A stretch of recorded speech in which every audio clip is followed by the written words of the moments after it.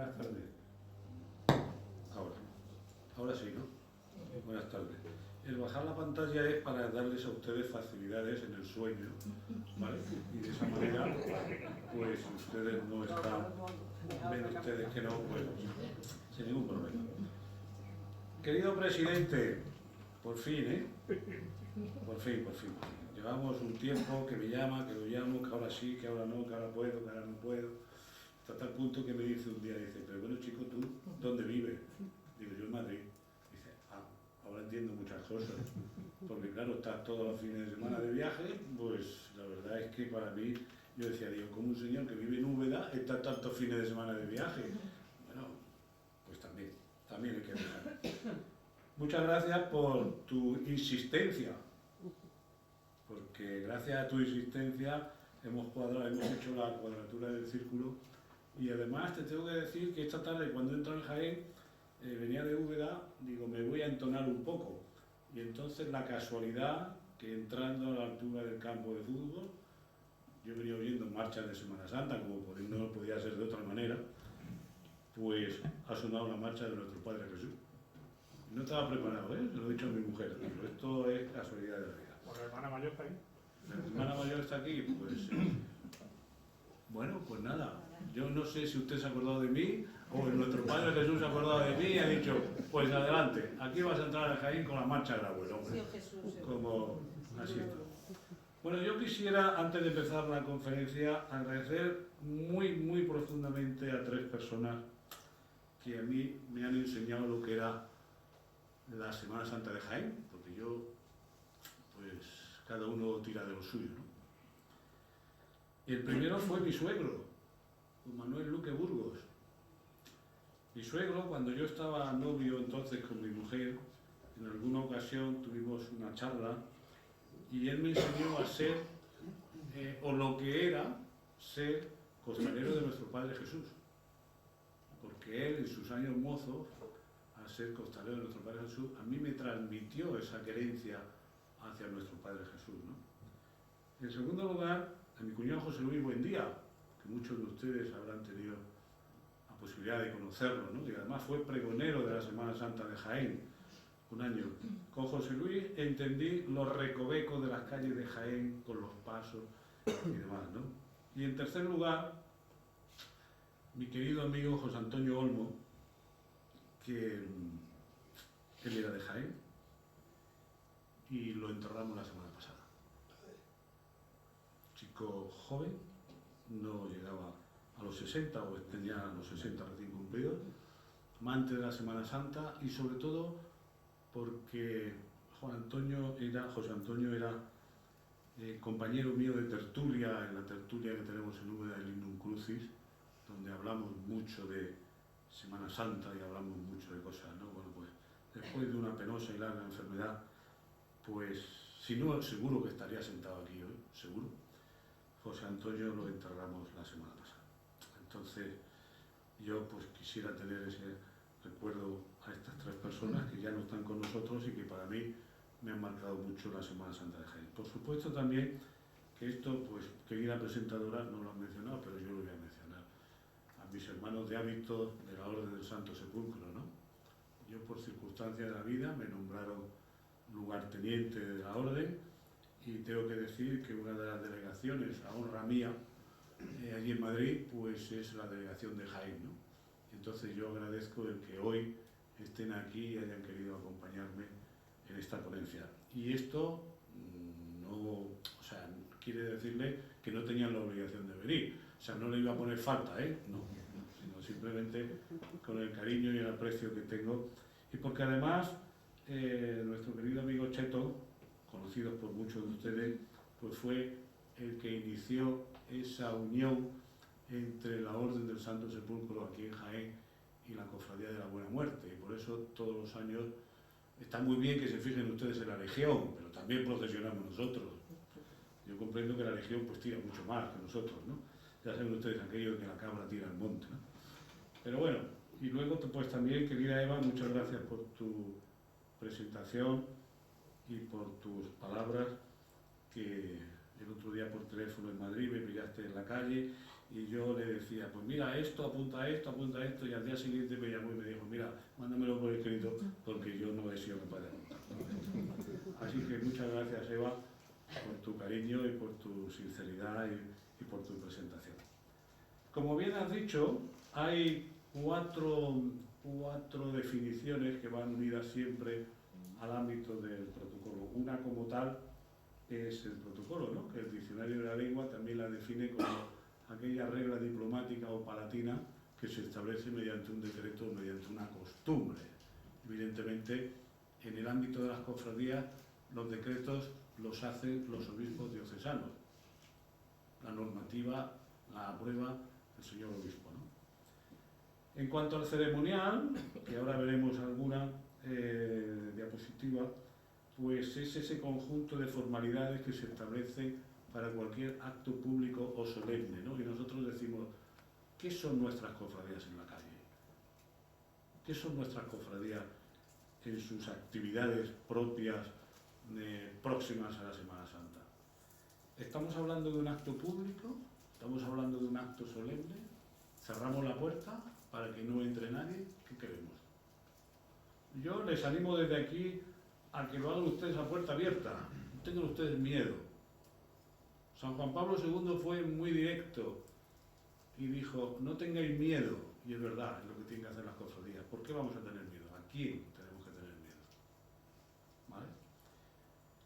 Luego viene lo que más le gusta a nuestro querido presidente, las precedencias.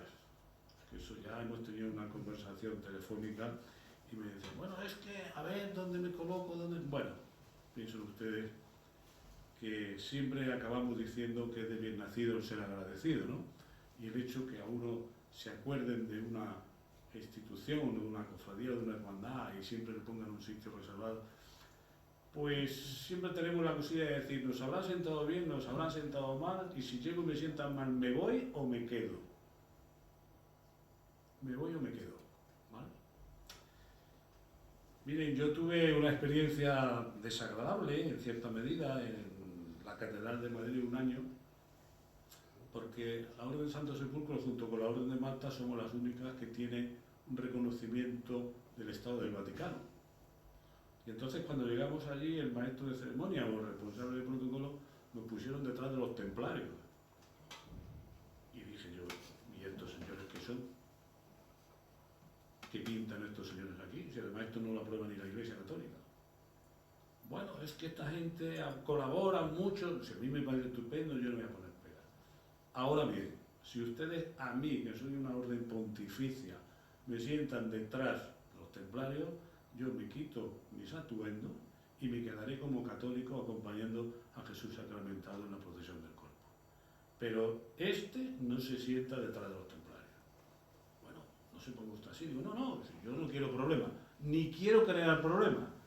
Lo que quiero es que ustedes tengan claro que hay una orden de la Secretaría de Estado que marca cuáles son las consideraciones oportunas sobre las órdenes pontificias y las que son y las que no son. Entonces, a partir de ahí, como usted quiera. Bueno, a partir del año siguiente ya nos trataron mejor. Pero bueno, no quiere decir nada. Vamos a la diapositiva número 4. El protocolo de las procesiones de Semana Santa.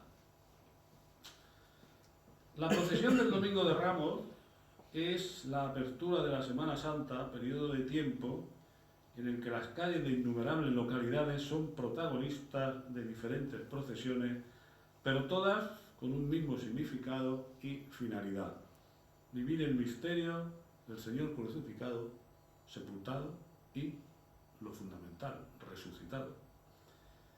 El ceremonial de los obispos, en su artículo 1093, establece las siguientes precisiones. De conformidad con la enseñanza de los Santos Padres, la Iglesia acostumbró a hacer uso frecuente de las procesiones públicas y sagradas o rogativas públicas que hace el pueblo, guiado por el clero, yendo ordenadamente de un lugar sagrado a otro lugar sagrado, mientras ora y canta, o para impulsar la piedad de los fieles, o para conmemorar los beneficios de Dios y darle gracias, o implorar el auxilio divino, por lo cual deben celebrarse con la piedad que es debida. Efectivamente, entrañan grandes divinos misterios y también se consiguen de Dios frutos saludables de piedad cristiana cuando se realizan con devoción, de todo lo cual los pastores de almas deben avisar e instruir a sus fieles.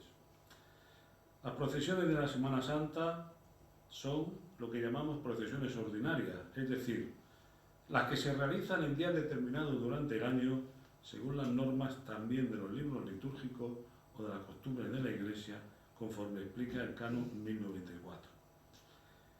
En cuanto al protocolo de las procesiones, este se adapta al ritual establecido por la Iglesia y también se respeta las condiciones de los pueblos, o sea, sigamos manteniendo nuestras tradiciones, nuestras costumbres, que son lo que al final nos da nuestra imagen, nuestra razón de ser. ¿Vale? Aunque siempre, eso hay que tenerlo siempre en cuenta, la procesión la inicia la cruz de guía con 2 candeleros con cirios encendidos, que también lo detalla en el Canon 1099, el ceremonial de los obispos. Y ojo, entramos a algo fundamentalmente delicado, que son la etiqueta. La etiqueta, según la definición, si ustedes lo buscan en el diccionario o en las redes sociales, desde un punto de vista de protocolo de ceremonial, se establece que es la importancia que nosotros queremos darle al evento. Cuando recibimos una invitación para un acto social en un entorno familiar, recibimos una invitación en que dice si queremos ir de frac, de chaqué, de smoking, de traje oscuro o de faralaes. ¿Vale? Pues aquí, las vestiduras litúrgicas, que eso es muy importante, se dice que el sacerdote estará revestido con el alba y con la capa pluvial de color morado.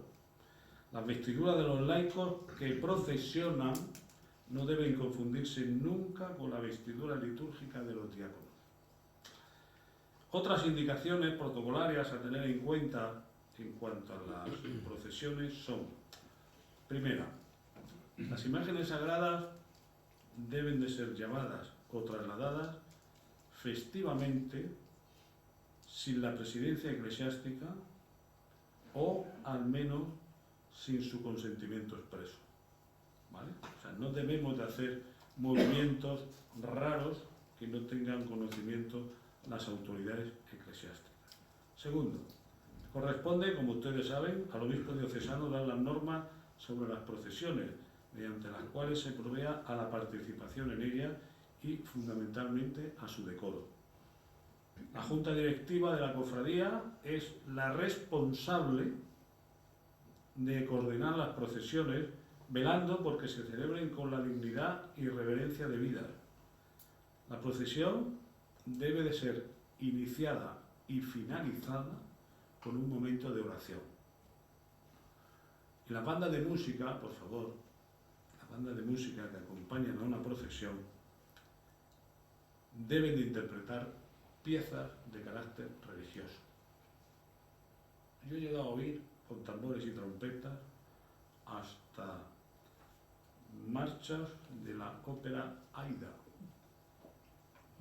Estará muy bien, pero estará muy bien para otro tipo de cosas, no para procesiones de Semana Santa. Vamos a la 5. Las calles como teatro de devoción. Durante la Semana Santa, las calles se transforman en un teatro de fervor religioso. En ellas, los traslados y las procesiones dan vida a una tradición arraigada desde tiempos inmemorables en todo nuestro territorio nacional. Desde la Edad Media, la calle ha sido más que un simple espacio físico. Ha sido el escenario de los actores del poder y la autoridad, tanto política, militar como religiosa. En este contexto, la organización y el desorden de los actos públicos adquieren una relevancia crucial, pues la imagen proyectada en las calles queda recogida en la mente y en el corazón de la comunidad que nos observa. Por ello, los responsables del protocolo en las hermandades, conscientes del impacto que ejercen sobre los ciudadanos, dedican especial atención al meticuloso ordenamiento de las autoridades y personalidades durante estos actos. La Semana Santa, por lo tanto, no es solo un momento de devoción religiosa, sino también un escenario donde se moldea la percepción del liderazgo ante los ojos de la sociedad. Pero la preparación de las calles va más allá de la mera logística. Se trata de un despliegue de arte y devoción que transforma el entorno urbano en un paisaje sagrado. Tapices elaborados, alfombras adornadas con motivos religiosos, cirios que iluminan la oscuridad, hierbas aromáticas que perfuman el aire, arcos florales que dan la bienvenida a lo divino y banderas que ondean al viento como símbolos de fe y unidad. Y en medio de esta majestuosidad, las aceras se convierten en palcos privilegiados, desde donde los fieles pueden presenciar el paso solemne de las procesiones.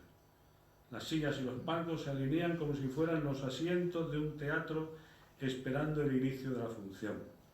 Pero aquí no se representa una obra de ficción, sino representamos la misma pasión, el sacrificio, la redención y la esperanza. La Semana Santa no es solo una celebración religiosa, se trata de un fenómeno cultural que trasciende fronteras y religiones. Es un recordatorio de la importancia de nuestras tradiciones compartidas y de la capacidad de la fe para unir a diferentes comunidades. En cuanto a las tradiciones en España, la Semana Santa es una de las festividades religiosas más importantes en nuestro país y una de las tradiciones más notables es el uso de los capiruchos por parte de los penitentes, cofrades y hermanos en las procesiones. Capirucho, no tengo que decirles absolutamente nada sobre ellos, ustedes me lo dirían, pero una breve pincelada. Es una prenda que cubre la cabeza y el cuello con un cono largo que se extiende hacia arriba, generalmente fabricado de cartón, plástico o rejilla cubierta de tela. En España, una gran mayoría son en tonalidades oscuras y, en su defecto, del color titular de la cofradía o de la hermandad. Se usan en procesiones de Semana Santa por miembros de las hermandades y cofradías que llevan las imágenes sagradas y las imágenes de santos y vírgenes, que también, dicha indumentaria, lo utilizan los portadores de cirio. En algunos casos, la tela puede llevar, como se dice, bordado al escudo de la hermandad o de la cofradía a la que uno pertenece. Su origen tiene sus raíces en la Edad Media, cuando se utilizaban para señalar a los penitentes que habían cometido algún pecado y se arrepentían públicamente. La prenda simboliza la humildad y el arrepentimiento y se usa para ocultar la identidad de los penitentes, de manera que puedan centrarse en su acto de contrición sin sentirse observados o juzgados por otros. Aunque el uso de los mismos puede parecer extraño o incluso inquietante para los no familiarizados con la tradición, para quienes participan en las procesiones de Semana Santa, es una forma importante de mostrar su fe y compromiso religioso. Además, la atmósfera que se crea en las procesiones de Semana Santa es muy emotiva y a menudo conmueve a los espectadores independientemente de su religión o de sus creencias. El uso de los capiruchos es una de las tradiciones más notables de las procesiones de Semana Santa en España, aunque puedan parecer extraños o inquietantes para algunos. Para aquellos que participan en las procesiones, los capiruchos son una forma importante de mostrar nuestro compromiso con la fe y de unirnos en una comunidad de creyentes en una celebración compartida. Y pasemos a las damas. El uso de las mantillas. Las mantillas se utilizan en ceremonias religiosas y su tradición o la tradición cuenta que aproximadamente a mediados del siglo XVIII una señora sevillana llamada Rafaela Bazán se presentó en un acto vestida con una mantilla. Fue un verdadero escándalo, porque nadie esperaba que esta señora se presentara con esa prenda de cabeza y en ese momento todo el mundo empezó a decirle que estaba loca. Sin embargo, esta decisión fue adoptada por otras mujeres de la alta sociedad y empezaron a vestir la mantilla en las celebraciones religiosas solemnes, hasta convertirse en la prenda de máxima etiqueta en la vestimenta femenina de las procesiones con cierta celeridad. ¿Qué representa la mantilla? Pues la mantilla representa vestir el luto. El uso de la mantilla durante la Semana Santa ayuda a vestir eso, ese luto, ¿no? Y por lo tanto su etiqueta debe de responder como mínimo a un determinado protocolo. Por ejemplo, el largo del vestido siempre debe de ser por debajo de la rodilla. No se rían, no se rían. Que hemos visto de todo, y todos. La manga larga o la llamada manga francesa. El escote comedido, ¿vale? Independientemente del diseño del traje. Complementos discretos. Una cadena o un collar de perlas. Pendientes sencillos. Maquillaje natural. Y por supuesto, no se pongan ni pulseras ni relojes. Nos cogemos el rosario y con los guantes llevamos como única prenda en las muñecas el rosario. En cuanto a las proporciones de la mantilla, ustedes me dirán, es que mi mantilla era de mi abuela. Claro, mi abuela era muy bajita y a mí se me queda corta. O otra dirá que mi abuela era muy grande y yo soy más bajita y a mí me cuelga la mantilla. Bueno, mire usted, el cariño a los abuelos hay que tenerlo siempre. Y si son las abuelas, más. Pero digo que en cuanto a las proporciones de la mantilla, esta debe de ser acorde a la altura de cada mujer. Y para comprobar la proporción correcta de la misma con su usuaria, debemos tener en cuenta la siguiente situación. Y es que al estirar los brazos las señoras, los picos de la mantilla queden justo a esa medida. O sea, de pico a pico. ¿Vale?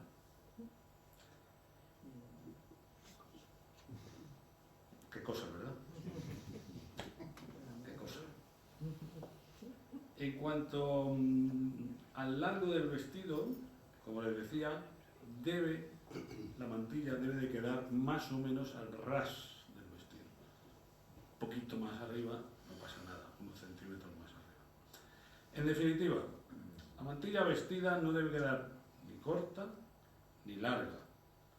No debe quedar a la altura de la espalda ni sobrepasar el largo del vestido. Pero bueno, si ustedes quieren saber más, sobre todo las señoras, sobre las mantillas, no tienen ustedes nada más que entrar en las redes sociales y se darán ustedes cuenta la cantidad de cosas que se pone o que se dice de la mantilla. Que si blanca, que si negra, que si de color. Bueno, mire usted, yo digo que las mantillas de colores son para feria, no para las procesiones de Semana Santa. Pero bueno, pasamos a la siguiente. Las celebraciones litúrgicas y su precedencia. Tras el Concilio Vaticano II, se aprobaron las normas generales del año litúrgico y el nuevo calendario universal. Y este documento, concretamente en su título primero, sobre los días litúrgicos, establece la división de las celebraciones según su importancia. Concretamente, se marca en ese sentido la siguiente precedencia. En primer lugar, hablaremos de solemnidades. En segundo lugar, de fiestas. Y en tercer lugar, de memorias. Las solemnidades hacen referencia a los días principales cuya celebración comienza el día anterior con las primeras vísperas. Algunas de ellas tienen incluso una misa propia de vigilia para la tarde, si se celebra la misa vespertina. Como ejemplo, tenemos las grandes solemnidades de la Pascua y Navidad, que se continúan durante 8 días seguidos. Por su parte, las fiestas se celebran dentro de los límites del día natural, es decir, no tienen primeras vísperas, a no ser que se trate de las fiestas del Señor que coincidan con los domingos ordinarios o del tiempo de Navidad y que sustituyan el oficio del domingo. Y por último, hablamos de las memorias. Son obligatorias o facultativas. Su celebración se combina con el día de la semana correspondiente según las normas expuestas en la Instrucción General del Misal Romano y de la Liturgia de las Horas. Al margen de esta clasificación, existe otro día litúrgico denominado feria, que son los días de la semana que siguen al domingo. Precisamente el domingo es considerado como el día de la fiesta principal. Dada la importancia del domingo, solo tienen prioridad sobre él la celebración de las solemnidades y las fiestas del Señor, pero los domingos de Adviento, Cuaresma y Pascua tienen prioridad sobre todas las fiestas del Señor y sobre todas las solemnidades. Las solemnidades que coincidan con esos domingos se trasladan al lunes siguiente, a no ser que coincida con el Domingo de Ramos o el Domingo de la Resurrección. Y en cuanto a los días litúrgicos, su precedencia también están establecidas en las normas generales del año litúrgico y del nuevo calendario universal. En primer lugar, el Tríodo Pascual de la Pasión y Resurrección del Señor. Segundo, Navidad, Epifanía, Ascensión y Pentecostés. Tercero, Domingos de Adviento, Cuaresma y Pascua. Cuarto, Miércoles de Ceniza. Quinto, lunes a jueves de la Semana Santa. Sexto, días durante la octava de la Pascua. 7. Solemnidades del Señor, de la Virgen María y de los santos incluidas en el calendario general. 8. Conmemoración de todos los fieles difuntos. 9. Solemnidades propias, como puede ser el patrón principal de la ciudad, la dedicación o aniversario de la dedicación de la iglesia propia, la solemnidad del titular de la iglesia propia, la solemnidad del titular o del fundador o del patrono principal de una orden o de una congregación. 10. Las fiestas del Señor incluidas en el calendario general. 11. Domingos del tiempo de Navidad y domingos durante el año. 12. Las fiestas de la Virgen María y de los santos. 13. Las fiestas propias. Repetimos, fiestas del patrono principal de la diócesis, fiesta del aniversario, fiesta del patrono principal, fiesta del titular, las demás fiestas propias de una iglesia y las demás fiestas incluidas en el calendario de una diócesis. 14. Las ferias de Adviento del 17 al 24 de diciembre inclusive. 15. Días durante la octava de Navidad.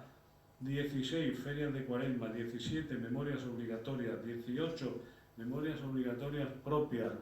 19. Memorias facultativas. 20. Ferias de Adviento. 21. Ferias del tiempo de Navidad. 22. Ferias del tiempo pascual. Y 23. Las ferias durante todo el año. No está mal la cosa, ¿verdad? Ahí tiene usted ese dato. Pasamos a la siguiente. De cofradías y hermandades. La Semana Santa es el tiempo litúrgico en el que se conmemora la pasión y muerte de Cristo, al igual que celebramos su resurrección. Y para lograr esta finalidad, las diócesis se apoyan en las asociaciones públicas de fieles. En el artículo 298 del Código de Derecho Canónico define la asociación pública de fieles como aquella asociación en la que los fieles, clérigos o laicos trabajan unidos para promover el culto divino, la doctrina cristiana o realizar actividades de apostolado. En el entorno de la Semana Santa, como asociaciones públicas de fieles, nos encontramos a las cofradías, hermandades y archicofradías, por ejemplo, todas ellas con un mismo objetivo principal, el culto público del misterio pascual. En cuanto a las tipologías, pasamos a la siguiente, de las hermandades y cofradías, tenemos 3 tipos de tipologías. Las penitenciales, las sacramentales y las hermandades o cofradías de gloria. Las penitenciales son aquellas cuya finalidad es representar las escenas de la pasión de Cristo. Las sacramentales, aquellas cuyo objetivo es dar culto al Santísimo Sacramento. Y de gloria, aquellas dedicadas sobre todo al culto de la Virgen y de los santos. En cuanto a las estructuras orgánicas de las hermandades y cofradías, saben ustedes que el máximo organismo es la Asamblea General de las cofradías. Y bueno, yo aquí pues tengo que contarles un par de anécdotas, en concreto en Sevilla. El año que se celebró la Jornada Mundial de la Juventud en Madrid, que vino el Santo Padre Benedicto XVI, el entonces arzobispo de la Archidiócesis de Sevilla se comprometió a que el Cristo de las Tres Caídas, que acompaña procesionalmente a la Esperanza de Triana, estaría presente en una de esas estaciones del Vía Crucis, en el Paseo de Recoletos, cuando se dice que Jesús cayó por primera vez. ¿Vale? Pues el hermano mayor, hablando con el señor arzobispo, pues le dijo, bueno, yo esto lo tengo que llevar a la Asamblea General, no creo que haya ningún problema, pero tiene que ser aprobado por la Asamblea General. La sorpresa fue cuando la Asamblea General dijo que no, que el Cristo de las Tres Caídas no salía del barrio de Triana y mucho menos montarlo en un camión para llevárselo a Madrid. El pobre señor arzobispo se quedó de cuadro y hubo que buscar una alternativa, cosa que yo tengo que decir que a los subetenses nos vino muy bien, porque al no ir el Cristo de las Tres Caídas, subió el Cristo de la Caída de Mariano Viñule de una cofradía de Semana Santa de Úbeda, con lo cual, fíjense ustedes, no solamente la ciudad de Úbeda, sino toda la diócesis de Jaén, allí hasta el Papa Benedicto XVI, pasando por delante del Cristo de la Caída de la ciudad de Úbeda. No voy a entrar en detalles económicos porque sería aburrirles, pero el traslado hasta Madrid fue muy costoso, sobre todo porque había que pagar un seguro de traslado de una obra de Mariano Viñule hasta la ciudad de Madrid. Con una temperatura aproximadamente de 40 grados, a las 8 de la tarde en Madrid, aquello era tremendo, tremendo. Hasta tal punto que la cofradía de la Virgen de la Soledad, el paso de palio, que estaba previsto que procesionara en esa procesión pequeña que se hizo desde la Fuente de Cibeles hasta la Puerta del Sol de Madrid, pues la Cofradía de la Soledad dijo: o procesionamos los primeros o los cirios de la Virgen no aguantan. Porque claro, las temperaturas, como digo, eran 40 grados a las 10 de la noche y aquello era insoportable. Pero bueno, al final, como les decía, la Asamblea General, ahora el Cristo del Cachorro de Sevilla se lo van a llevar a Roma, ni más ni menos, y ahí el arzobispo de Sevilla, el actual, le dijo al hermano mayor: si ves que hay posibilidades de no ir, ni se te ocurra proponerlo.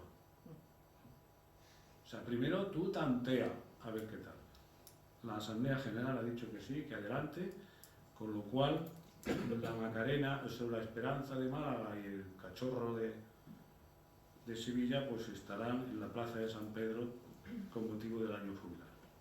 También es verdad que aquí el arzobispo de Sevilla ha convocado, que me imagino que muchos de ustedes irán a Sevilla, porque el año que viene no se le ocurría al arzobispo de Sevilla nada más y nada menos que sacar a la calle Triana, la Macarena, el Gran Poder, el Cachorro, la Virgen de los Reyes y la Virgen de Palma. O sea que eso va a ser, si cuando salió en procesión extraordinaria el Gran Poder Sevilla no entraba un alfiler, pues ni les cuento lo que va a ser aquella. O sea, para los que somos amantes de la Semana Santa, ese día pues habrá que ir, porque es de las pocas veces que podremos ver el Cristo del Gran Poder con música, y será una ocasión bonita. Bueno, dentro de esos órganos colegiados, pues después de la Asamblea General tiene la Junta Directiva, y algo que yo no sé si ustedes lo hacen aquí o no, pero yo se lo recomiendo que lo hagan, es el Consejo de Asuntos Económicos. El Consejo de Asuntos Económicos es muy interesante para todas las cofradías. ¿Y quién forma ese consejo, debe de formar ese Consejo de Asuntos Económicos? Por supuesto, el presidente o hermano mayor, secretario, tesorero y dos hermanos o dos hermanas, un hermano y una hermana de la cofradía, que representen a la totalidad de los mismos. Y que sean ellos los que de alguna manera aprueben las cuentas que luego el presidente dará a la Asamblea General. En cuanto a los órganos individuales, pues el presidente, que es conforme derecho, tanto civil como canónicamente, es el que preside y representa a la hermandad, vicepresidente, secretario, tesorero, y la figura del conciliario, muy importante en las hermandades. Yo cuando dice, es que este sacerdote no nos entiende, pues es cuando hay que decirle, pues tienes la obligación de entenderte con él. Es difícil, por supuesto. En algunos casos es más fácil, pero como decía Don Quijote en el libro, decía, amigo Sancho, con la Iglesia hemos topado. y yo agradezco que el deán de la catedral esté aquí acompañándonos, su presencia, pero Fran es amigo, entonces Fran, si luego me tiene que poner un correctivo ya me lo dirá aparte, ya me dirá, por ahí te has pasado, pero bueno. En cuanto a los actos de hermandades y cofradías, los actos se desarrollan y los vamos a clasificar de la siguiente manera. Hablamos de actos colegiales, que son las reuniones. Hablamos de actos cultuales, que son nuestras procesiones. Hablamos de actos religiosos, que son los Via Crucis y los triduos, las novenas, los septenarios. Hablamos de actos culturales, la presentación de carteles, los pregones. Hablamos de convivencia, jornadas. Hablamos de actos formativos, conferencias y cursos. Y por supuesto hablamos de actos litúrgicos, que son la celebración del día de nuestro titular. Aunque bien es verdad que en la actualidad no existen grandes diferencias entre cofradías y hermandades, porque hoy están dentro del grupo de asociaciones públicas de fieles. Pero sí que es verdad que si ustedes estudian un poco sobre esta materia, a lo largo de la historia ha habido grandes diferencias entre lo que eran las cofradías o las hermandades. Luego también nos hacemos otra pregunta, que es, ¿celebramos o conmemoramos la Semana Santa? El tiempo litúrgico de la Semana Santa comienza en el Domingo de Ramos y finaliza el Domingo de Resurrección. Y en este periodo de tiempo, 7 días, los cristianos vivimos la pasión, la muerte y la resurrección del Señor. Cuando hablamos de la Semana Santa, siempre lo unimos al término celebrar. Incluso el Catecismo de la Iglesia Católica utiliza este verbo cuando habla de ella, que dice así: en el Concilio de Nicea del año 325, todas las iglesias se pusieron de acuerdo para que la Pascua cristiana fuese celebrada el domingo que sigue al plenilunio, 14 del mes de Nisan, después del equinoccio de primavera. Por causa de los diversos métodos utilizados para calcular el 14 del mes de Nisan, en las iglesias de Occidente y Oriente no siempre coinciden las fechas, y hablamos de la fecha de la Pascua. Por eso dichas iglesias hoy están intentando buscar un acuerdo para llegar de nuevo a celebrar lo que ya se hacía en su momento, o en una misma fecha, la resurrección del Señor. Nunca me había parado a pensar sobre el uso del verbo celebrar en unión a la Semana Santa, pero este año me ha llamado la atención y he querido reflexionar un poco sobre ello. Según el diccionario de la lengua, la palabra celebrar es ensalzar públicamente a un ser sagrado o un hecho solemne, religioso o profano, dedicando uno o más días a su recuerdo. También nos dice que es mostrar o sentir alegría o agrado por algo, entre otras aceptaciones. Por lo tanto, al unir Semana Santa y celebración, se trata de un tiempo en donde alabamos a Dios y engrandecemos la pasión, muerte y resurrección de su Hijo. Sin embargo, no puedo olvidar lo que en su día aprendí de un libro que se llamaba El Manual del Español Urgente, que decía: celebrar no debe confundirse con conmemorar. Y les pongo un ejemplo. La población musulmana libanesa celebra con paros y manifestaciones el primer aniversario de la invasión israelí. En esta frase lo correcto sería conmemorar, ya que se trata de hechos luctuosos o penosos que no son lógicos de celebrar. En consecuencia, creo que sería más correcto usar el verbo conmemorar cuando hablamos de la pasión y muerte de Jesús que el verbo celebrar al referirnos a su resurrección. Entonces, para referirnos a la Semana Santa, ¿qué utilizamos? ¿Celebrar o conmemorar?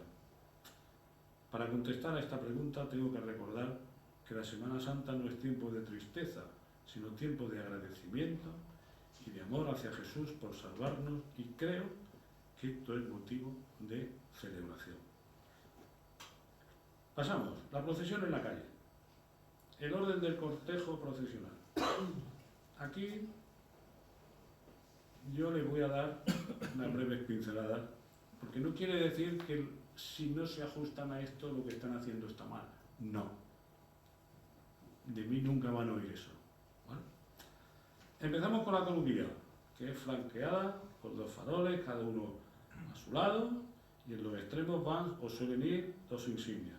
Los encabezamientos de los tramos siempre lo componen 5 penitentes, y luego empezamos con los hermanos de fila y lo que denominamos las banderas del Señor. ¿Qué son las banderas del Señor?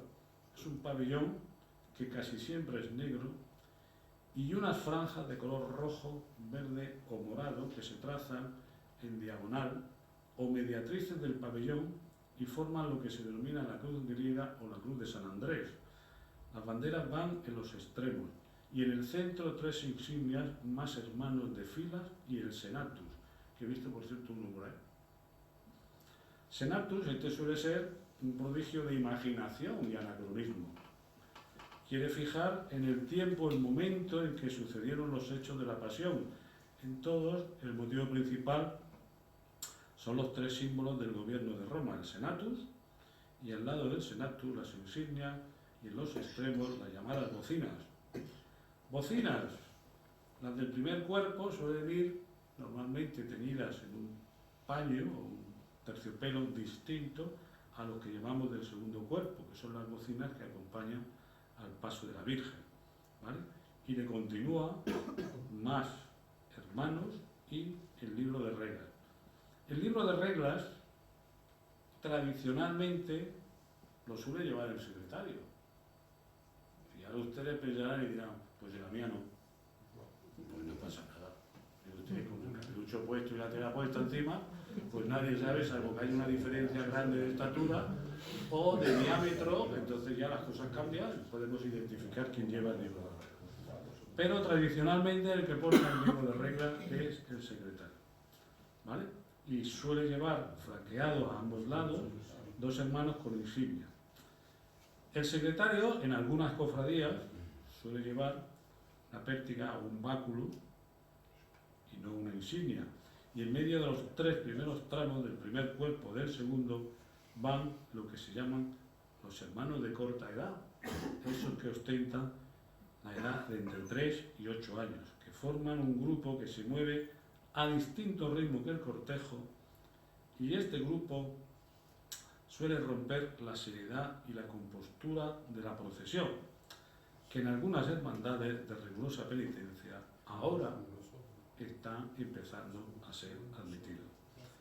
Entonces, con estos niños debe de ir 1 o 2 adultos, ¿vale?, que deben de ir intentando cuidarlos y procurando que el desmadre sea lo justo. Unas veces se consigue y otras veces no, ¿vale? Después del libro de reglas, más hermanos de fila, el paso de misterio, delante del paso la presidencia y las dalmáticas. Yo he visto de todo con las presidencias, delante, detrás, en medio, subiendo, bajando, ¿vale? Ahí lo dejo. El segundo cuerpo comienza con las banderas de la Virgen. Los pabellones de estas son blancos y las cruces o las franjas suelen ser de color azul o celeste. Los tramos los van marcando también estandartes marianos. Los estandartes van proclamando que María es Madre de la Iglesia, reina de todo lo creado, mediadora de todas las gracias, o su asunción a los cielos. En verdad, no serán estandartes ni por el tamaño ni por las formas. Las banderas son banderines muy bonitos, muy ricos, son muy artísticos. Estandarte mariano, solo hay uno, el Sin Pecado, que proclama la Inmaculada Concepción de la Virgen. El Sin Pecado es el único estandarte que en el cortejo, al igual que la cruz guía, lleva 2 faroles a cada uno. En el éxito cofradiero pretende ser muy preciso, por esto los cofrades usan 3 palabras para lo que aparentemente es lo mismo, que es el sinelave. El sinelave concepta, que es sin pecado concebido, ¿vale? El sin pecado se deja para el estandarte, en el cual la relación entre el ancho y el largo no es tan desigual. Todo el paño queda cubierto con adornos florales, motivos heráldicos o alegorías marianas. En el centro hay una mandorla o un sol y sobre este la imagen de la Virgen. Es frecuente que la imagen de la Virgen sea casi un bulto redondo, de madera estofada, de marfil en su color, o de plata repujada, y en muy pocos casos la imagen está pintada o bordada con seda de colores. La cruz patriarcal no tiene sitio fijo. Cada hermandad la sitúa en el tramo que le parece más conveniente, y cada una asegura que ese es el sitio donde tiene que ir. Va acompañada de ciriales y sus portadores revestidos de sotana y roquete. Aquí también tengo que decirles que existe la polémica de las dalmáticas, aquí y en todos sitios.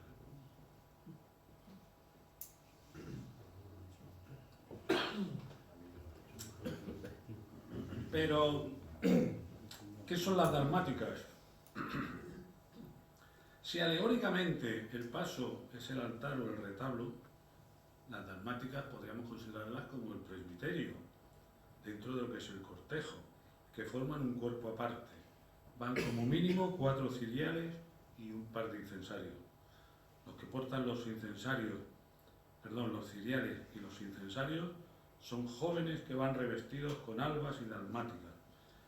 Y un acólito, siempre muy joven, casi un niño, es el que suele llevar la naveta. Y va revestido con sotana y roquete. Y todos avanzan o se detienen siguiendo las indicaciones ¿de quién? Del pertiguero. El pertiguero viste un ropón, prenda bastante peculiar y que no corresponde a ningún momento concreto de la historia del traje.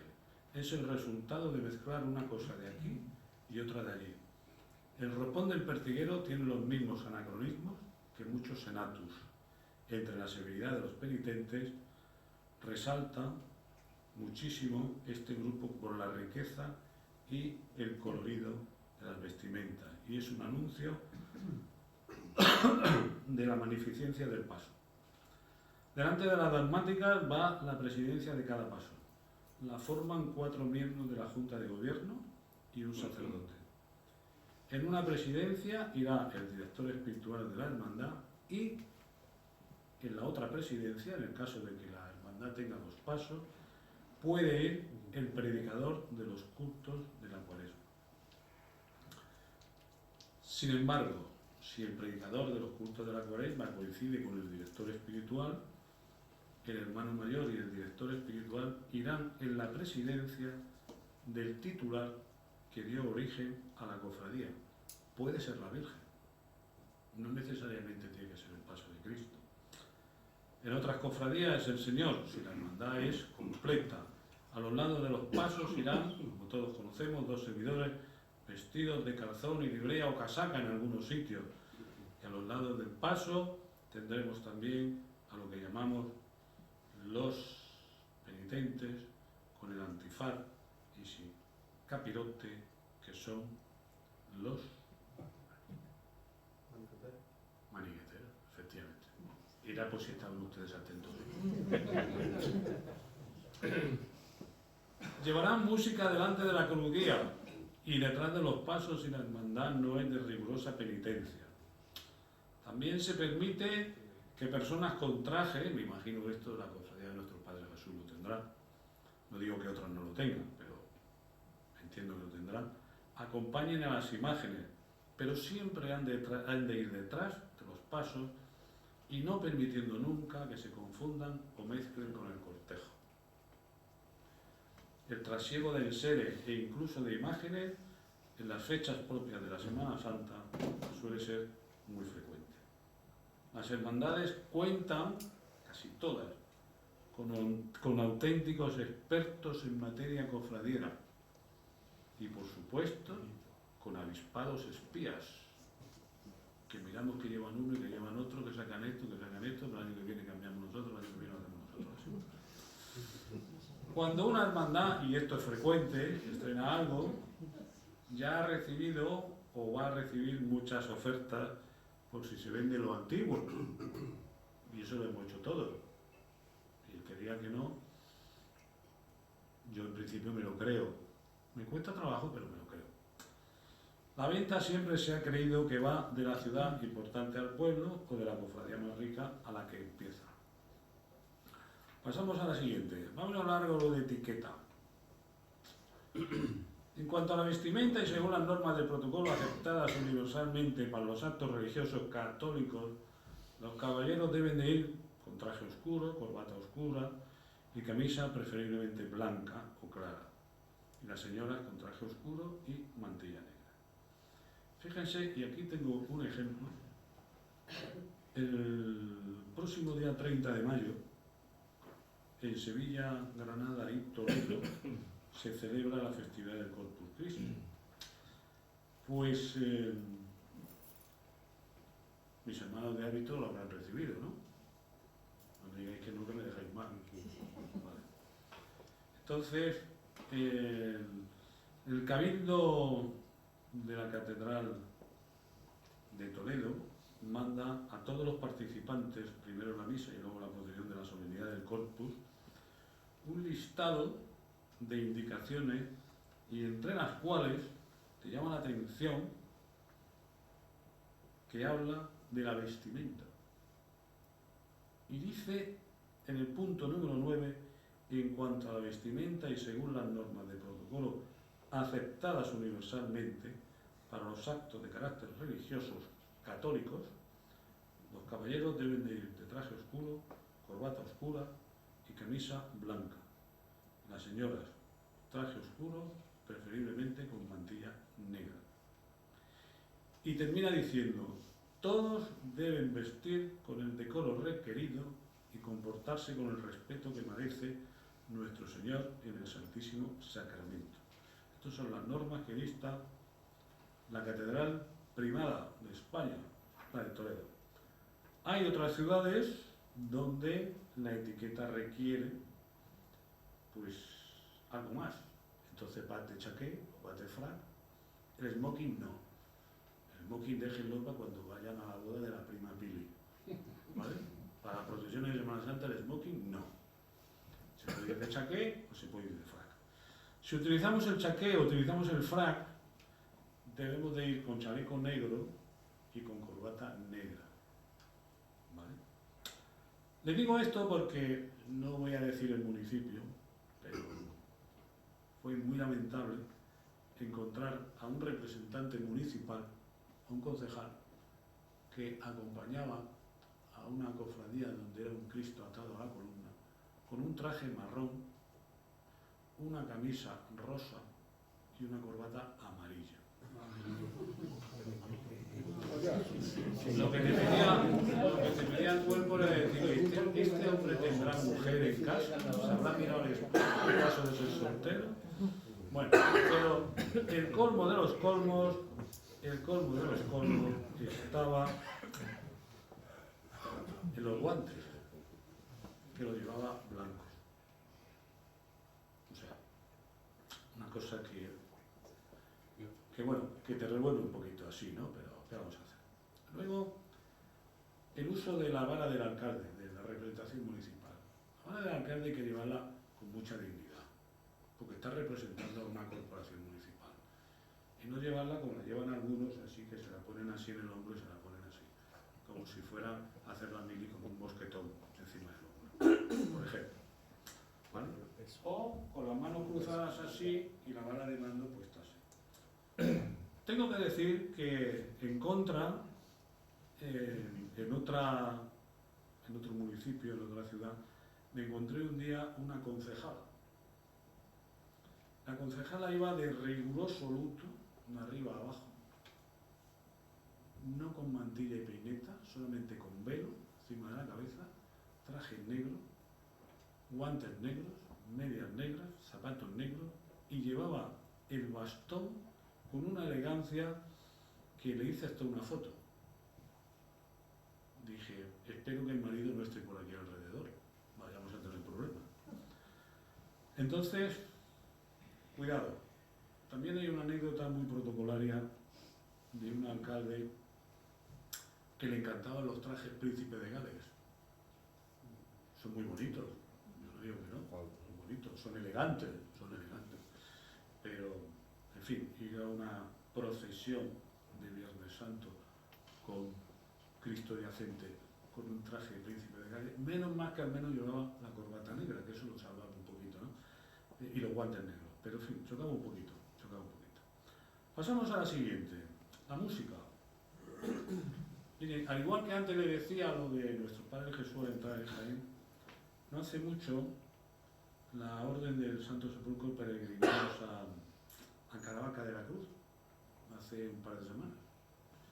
Y tuvimos la suerte de visitar para nosotros solo el Museo Salcillo. Si no lo conocen, le animo que cuando vayan a Murcia veanlo, porque es los pasos de Semana Santa, pero dentro de una iglesia.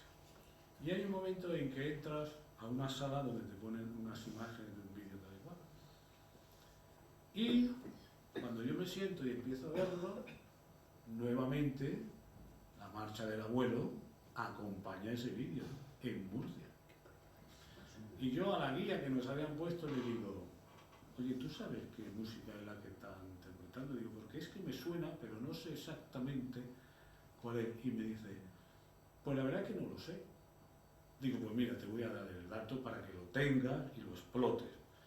Me dice, ¿qué marcha es? Digo, es la de nuestro Padre Jesús, compuesta por el maestro Cebrián, tradicionalmente conocida como el abuelo. Digo, y si alguna vez vas a Jaén, visita el camerín de nuestro Padre Jesús y verás que nuestro Padre Jesús, menos cara de abuelo, tiene cara de todo.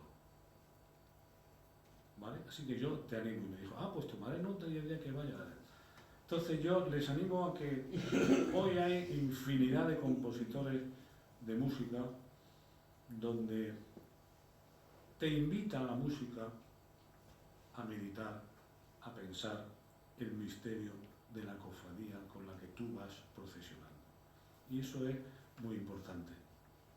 La música acompaña y es evidente que unas tendrán música sacra, otras música de capilla, otros serán bandas de música, todo depende del contexto y de cómo sea la cofradía, ¿no? Y en ese sentido yo, para terminar, porque me dijeron que fuera breve y ya saben ustedes que si lo bueno, si breve dos veces bueno, voy a terminar con una conclusión. Páselo. Después de muchos años de investigación, libros, fotos, vídeos, imágenes y recorrer muchos museos de Semana Santa, uno llega a la siguiente conclusión. Los desfiles procesionales son una verdadera desorganización, pero que están muy bien organizadas. Muchas gracias.